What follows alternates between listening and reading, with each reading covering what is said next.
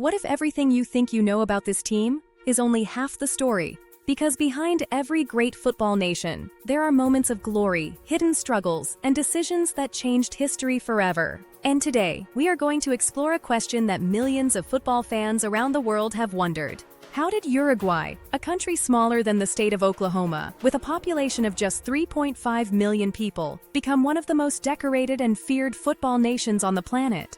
This is the story of La Celeste, the Sky Blue, the team that didn't just play football. They invented the idea that a small nation could dominate the world. Uruguay sits quietly on the southeastern edge of South America, sandwiched between the giants of Brazil and Argentina. By every measure of size, geography, population, economy, they have no business competing with the world's footballing superpowers. And yet, when you look at the history books, the name Uruguay appears again and again in the most sacred chapters of the sport. 2 FIFA World Cup titles, 2 Olympic gold medals, 15 Copa America championships, more than any other nation in history. These are not lucky coincidences. These are the fingerprints of a footballing culture that is unlike anything else on earth. To understand Uruguay, you have to go back to the very beginning of international football.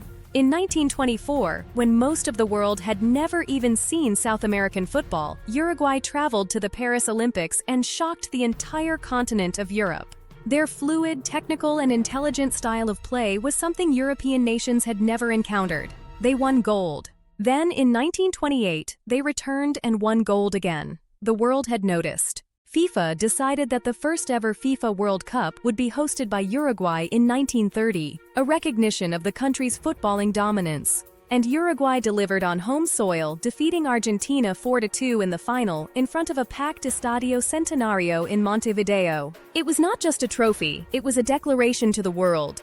But the most legendary chapter in Uruguay's history came 20 years later. At the 1950 World Cup in Brazil, Uruguay faced the host nation in what was effectively the final. Over 200,000 people packed the Maracana Stadium, the largest crowd ever. Brazil led 1-0 at halftime. The trophy was already being engraved with Brazil's name. And then Uruguay did what Uruguay always does. Goals from Juan Schiaffino and Alcides Guia turned the match on its head. Final score, Uruguay 2-1 Brazil. The stadium fell silent. People wept in the stands. That moment has a name. The Brazilians still call it O Maracanazo, and they speak of it in whispers. Great nations produce great players, and Uruguay has produced some of the most gifted footballers the world has ever seen. José Nasazzi, the captain who lifted the first World Cup trophy, a leader before leadership was even a concept in football.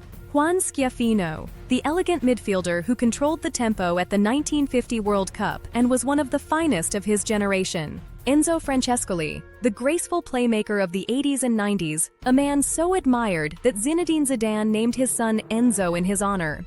And then there is Diego Forlan, the Golden Ball winner as the best player of the 2010 World Cup in South Africa. And of course, Luis Suarez and Edinson Cavani, perhaps the greatest striking partnership South American football has produced in the modern era.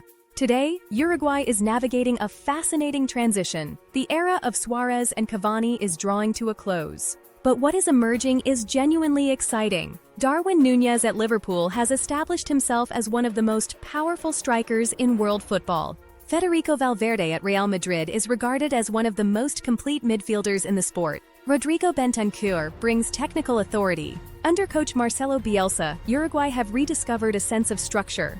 His high-intensity philosophy suits the Uruguayan character perfectly. How does a nation this small produce talent this consistently? First, an almost religious footballing culture. Football is an identity. Second, Garra Charrua, the spirit of the Charrua people. It is the refusal to accept defeat. It is what happened at the Maracana. Third, tactical intelligence. Uruguay does not rely on one superstar. They build teams. They defend with ferocity. They strike with precision. Uruguay matters because they are proof that football is not about resources, population, or geography. Culture, hunger, and identity can compete with anything. 2 World Cups, 15 Copa Americas, a nation that refuses to be defined by its size. Uruguay has written its name across the greatest moments in football history. With a new generation ready to carry the sky blue shirt forward, the story is far from over. Can La Celeste rise again and make history once more?